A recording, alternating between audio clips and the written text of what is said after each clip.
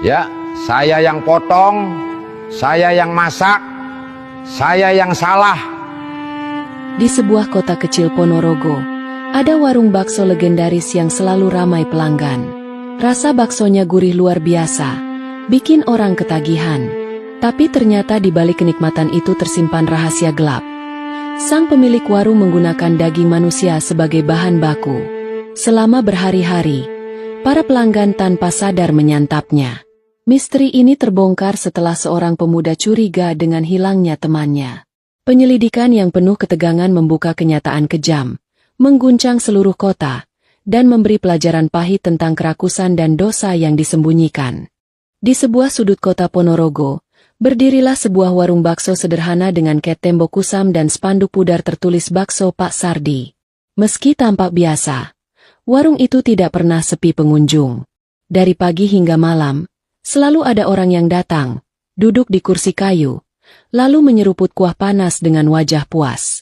Aroma kaldu sapi yang pekat menguar sampai ke jalanan, membuat siapapun yang lewat tergoda untuk mampir. Satu suapan baksonya seakan meleleh di lidah, gurih, kenyal, dan membuat ketagihan. Para pelanggan sering bercanda, mengatakan bahwa bakso di warung ini punya cita rasa yang tidak bisa ditandingi oleh warung manapun. Suasana selalu ramai. Anak sekolah berseragam putih abu, bapak-bapak pulang kerja dengan baju penuh keringat, sampai pasangan muda yang sekadar kencan sederhana. Semua tertawa sambil menikmati hidangan, seakan lupa dengan penat sehari-hari. Namun, ada sesuatu yang tidak disadari oleh mereka. Di balik rasa nikmat itu, tersimpan rahasia kelam yang belum terungkap. Di malam hari, ketika lampu warung sudah padam dan pelanggan pulang, Pak Sardi, pemilik warung, tetap sibuk di dapur. Suara pisau yang beradu dengan talenan terdengar samar menembus dinding tipis. Kadang ada bau anyir yang tidak biasa, menyatu dengan wangi kaldu yang menempel di udara. Orang-orang hanya tahu bahwa Pak Sardi adalah sosok pekerja keras. Ia selalu ramah menyapa pelanggan, bahkan sering memberi mangkok tambahan gratis untuk anak-anak kecil. Tidak ada yang pernah curiga. Bahkan ketika ada kabar tentang orang hilang di kampung sebelah, semua sibuk menikmati mangkok demi mangkok bakso hangat tanpa menoleh ke balik dapur. Hanya satu orang yang mulai merasa ada yang aneh. Bima, seorang pemuda desa, memandang warung itu dengan tatapan ragu. Ia pernah mendengar kabar burung yang tidak enak, tapi sulit dipercaya, karena semua orang selalu memuji bakso Pak Sardi. Malam itu, ketika warung sudah hampir tutup, Bima berdiri di seberang jalan. Angin malam membawa aroma kuah bakso yang menggoda, tapi juga samar-samar bercampur bau besi karat yang membuat bulu kuduknya berdiri. Di sanalah cerita ini benar-benar dimulai. Malam itu, langit Ponorogo mendung. Suara jangkrik bersahut-sahutan dari pematang sawah. Di sebuah rumah sederhana, keluarga seorang pemuda bernama Roni terlihat cemas. Sudah 2 hari ia tidak pulang. Biasanya, selepas bekerja di bengkel, Roni selalu pulang menjelang malam dengan tubuh berlumur oli dan senyum lelah. Namun kali ini, tidak ada kabar, tidak ada telepon, dan tak seorang pun melihatnya lagi. Ibunya duduk di teras rumah dengan mata sembab, sementara ayahnya bolak-balik menyalakan rokok, seakan mencari tenang di antara kepulan asap. Dia tidak pernah seperti ini, bisiknya dengan suara parau. Warga sekitar mulai berdatangan, mencoba menenangkan. Tapi kegelisahan makin menjadi, terutama setelah ada kabar dari seorang tukang ojek yang sempat melihat Roni di malam terakhir, berhenti sejenak di dekat warung bakso Pak Sardi. Kabar itu cepat menyebar. Namun, orang-orang justru menanggapi dengan heran. Ah, masa ya hilangnya anak itu ada hubungannya sama warung bakso? Itu warung paling aman, selalu ramai. Lagi pula, Pak Sardi orangnya ramah sekali, kata seorang bapak yang sedang nongkrong di pos ronda. Banyak yang menganggap hilangnya Roni hanyalah masalah pribadi, mungkin kabur merantau tanpa pamit. Namun, bagi Bima, sahabat dekat Roni, kabar itu bagai petir di siang bolong. Ia tahu betul kalau Roni bukan tipe orang yang pergi tanpa jejak. Lebih dari itu, ingatan terakhir bersama Roni sebelum hilang membuat hatinya gelisah. Malam itu, Roni bercerita singkat bahwa ia merasa diperhatikan seseorang saat melintas di jalan sepi menuju rumah. Entah kenapa aku ngerasa ada yang ngikutin, Bim, kata Roni sambil tertawa kecil, seakan tidak ingin terlihat takut. Sejak kabar hilangnya Roni menyebar, Bima memutuskan untuk mencari jawaban sendiri. Malam berikutnya, ia sengaja berjalan melewati jalur yang sama. Langkah kakinya terdengar jelas di jalanan tanah yang sepi, hanya diterangi lampu jalan yang redup. Setiap bayangan pohon terasa seperti sosok yang mengintai. Saat ia tiba di dekat warung bakso yang sudah tutup, udara terasa lebih dingin. Dari dalam dapur, samar-samar terdengar bunyi gesekan besi, seperti pisau yang diasah. Bima berdiri beberapa saat. Jantungnya berdetak keras. Dari celah jendela kecil yang tertutup tirai tipis, ia melihat cahaya lampu minyak berkelip. Ada bayangan tubuh Pak Sardi, membungkuk di atas meja. Tangannya bergerak cepat seolah sedang memotong sesuatu. Sesekali, suara hentakan terdengar, lalu sunyi lagi. Rasa takut membuat kaki Bima kaku. Namun pikirannya terus kembali pada wajah sahabatnya yang hilang. Ia menggenggam erat jaketnya, mencoba menenangkan diri. Kalau memang ada hubungannya dengan warung ini, aku harus tahu, gumamnya lirih. Tapi saat ia hendak melangkah pergi, angin malam membawa aroma tajam yang membuat perutnya mual. Bau anyir besi bercampur dengan wangi kaldu yang menempel di udara. Bima buru-buru menjauh, tapi bayangan rasa curiga itu terus menghantuinya. Sementara di rumah Roni, sang ibu masih menunggu dengan mata bengkak, menatap pintu yang tak kunjung diketuk anaknya. Malam Ponorogo terasa semakin panjang. Dan di balik pintu dapur warung bakso yang tampak sederhana itu, sesuatu sedang terjadi.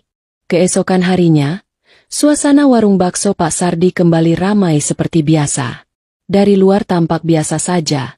Orang-orang berdesakan masuk, duduk di kursi kayu panjang, dan menunggu giliran. Aroma kuah yang mengepul dari panci besar seakan menjadi magnet bagi siapapun yang lewat. Bima, dengan hati masih diliputi curiga, memutuskan untuk mencoba makan di warung itu.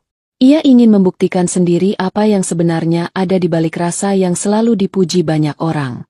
Dengan langkah ragu, ia masuk ke dalam.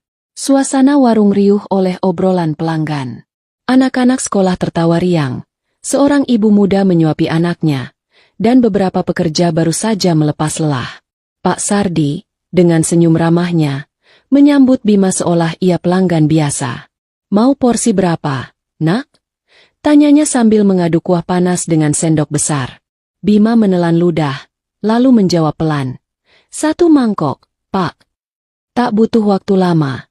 Semangkuk bakso panas terhidang di hadapannya. Uapnya naik. Wangi kaldu menusuk hidung, membuat perutnya bergemuruh. Ia menatap bulatan bakso yang tampak kenyal dan menggiurkan. Dengan tangan gemetar, ia mengambil sendok, mencelupkan ke kuah, lalu mencicipi sedikit. Rasa gurih langsung memenuhi lidahnya. Hangat, lembut, dan benar-benar nikmat. Namun, di balik kenikmatan itu, ada sesuatu yang aneh. Ada rasa pahit samar, seperti besi berkarat, yang membuat bulu kuduknya berdiri.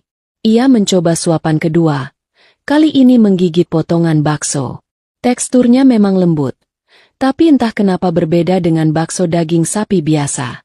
Ada rasa getir yang sulit dijelaskan. Bima berhenti makan. Jantungnya berdegup kencang, sementara di sekitarnya para pelanggan lain tetap menikmati dengan lahap, tanpa ada satupun yang merasa curiga. Mereka bahkan memuji keras-keras. Enak banget, Pak Sardi. Nggak ada lawan. Seru seorang bapak sambil menambah mangkok keduanya. Bima memperhatikan wajah-wajah mereka. Semua tersenyum puas, mulut penuh bakso, seakan tidak sadar bahwa mungkin ada sesuatu yang jauh lebih mengerikan tersembunyi di balik panci kuah itu. Tiba-tiba, ia teringat Roni. Wajah sahabatnya yang hilang, suara tawanya yang selalu riang, kini muncul di benaknya. Dan rasa aneh di lidahnya membuat hatinya bergetar. Apa mungkin? Pikirnya dalam hati. Ia segera meletakkan sendok. Perutnya mual, tapi ia menahan diri agar tidak terlihat mencurigakan. Pak Sardi meliriknya dari balik panci dengan senyum tipis. Senyum yang kali ini terasa ganjil, seakan menyimpan sesuatu. Mata mereka bertemu sebentar, dan Bima buru-buru menunduk. Setelah membayar, Ia keluar dari warung dengan langkah tergesa. Udara luar terasa lebih segar, tapi rasa getir di mulutnya tidak hilang. Bau anyir samar yang kemarin ia cium kembali terasa di hidungnya. Bima tahu, ia harus menyelidiki lebih jauh, meski nyawanya mungkin jadi taruhannya. Malam nanti, ia bertekad untuk kembali mengintai warung itu. Kali ini, ia harus mencari jawaban. Malam itu, jalanan Ponorogo mulai sepi. Lampu jalan berkelip redup. Angin dingin menerpa daun pisang di tepi gang. Bima, dengan jaket lusuh menempel di tubuh, berdiri di sudut gelap seberang warung bakso. Ia menunggu hingga pelanggan terakhir pulang dan suara riuh di dalam benar-benar hilang. Warung tampak lengang. Hanya satu lampu redup yang masih menyala di dapur. Dari celah jendela kecil yang tirainya usang, terlihat bayangan Pak Sardi mondar-mandir. Sesekali terdengar bunyi besi beradu. Tak, tak, tak, seperti pisau besar yang menebas sesuatu keras. Bima merapat ke dinding samping warung. Napasnya ditahan. Telinganya menempel di papan kayu yang sudah lapuk. Bau yang keluar dari celah pintu belakang membuat perutnya bergolak. Aroma anyir bercampur bumbu kaldu. Rasanya semakin yakin. Ada sesuatu yang tidak wajar di dalam sana. Ia menunduk, melihat karung besar tergeletak di dekat pintu dapur. Karung itu basah di bagian bawahnya, meneteskan cairan gelap ke tanah. Bima menelan ludah, lalu menyentuh cairan itu dengan ujung jarinya. Saat ia angkat, kilau merah gelap terlihat jelas di bawah cahaya bulan. Dar, jantungnya berdegup kencang. Ia hampir mundur, namun tekadnya menahan langkah. Ia tahu ini bisa menjadi jejak penting untuk menemukan Roni. Dengan hati-hati, ia mengendap ke sisi belakang. Dari celah pintu dapur yang sedikit terbuka, ia melihat jelas. Pak Sardi sedang membungkuk di meja panjang. Tangannya penuh darah, memegang pisau besar yang berkilat, dan di meja itu terbentang sesuatu yang membuat bulu kuduk berdiri. Bima menahan napas, matanya membelalak. Potongan daging yang ada di meja bukan seperti daging sapi. Bentuknya menyerupai lengan manusia, masih segar, dengan jari-jari yang kaku. Pak Sardi memotong dengan tenang, seakan sedang memotong daging biasa untuk dimasak. Wajahnya tanpa ekspresi, hanya sesekali ia menyeka keringat di dahi. Bima hampir menjatuhkan tubuhnya ke tanah karena gemetar. Tangannya menutup mulut agar tidak menjerit. Saat itu juga, dari dalam warung terdengar suara ember digeser. Ia melihat ada ember besar di sudut dapur, berisi potongan tubuh lain yang tercampur air merah pekat. Tiba-tiba, Pak Sardi berhenti memotong dan menoleh ke arah pintu belakang. Bima segera tiarap, menempel di tanah. Nafasnya tercekat. Pak Sardi berjalan perlahan. Tangannya masih memegang pisau, matanya menatap keluar dengan tatapan tajam. Keheningan menusuk. Hanya suara detak jantung Bima yang terdengar di telinganya sendiri. Beberapa detik terasa seperti selamanya. Lalu, Pak Sardi menutup pintu dapur dan kembali ke dalam, melanjutkan aktivitasnya. Bima pelan-pelan merangkak mundur, menjauh dari warung itu. Tubuhnya gemetar hebat, wajahnya pucat. Ia tahu apa yang dilihatnya bukan sekadar firasat, itu kenyataan. Roni, sahabatnya, mungkin sudah tidak ada. Dan lebih mengerikan lagi, warga yang tadi siang tertawa puas makan bakso, tanpa sadar telah menyantap daging manusia. Malam itu, Bima berjalan pulang dengan langkah berat. Suara pisau di dalam dapur warung masih terngiang di telinganya. Malam di Ponorogo terasa semakin dingin. Angin yang berhembus seakan membawa bisikan yang membuat merinding. Bima kembali ke rumah dengan wajah pucat, tapi matanya menyala penuh tekad. Ia tidak bisa tidur semalaman. Bayangan potongan tubuh di meja dapur, darah menetes dari karung, dan senyum aneh Pak Sardi terus menghantui pikirannya. Keesokan harinya, kabar hilangnya Roni makin santer dibicarakan warga. Di pos ronda, beberapa orang berkumpul membicarakan kemungkinan ia kabur merantau atau diculik orang asing. Tidak ada yang berani menyebut warung bakso, karena semua orang masih saja antre setiap siang, menikmati semangkuk kuah panas dengan wajah bahagia. Bima hanya duduk termenung di kursi bambu, mendengarkan obrolan mereka. Ia ingin bicara, tapi lidahnya keluh. Siapa yang akan percaya kalau ia bilang warungnya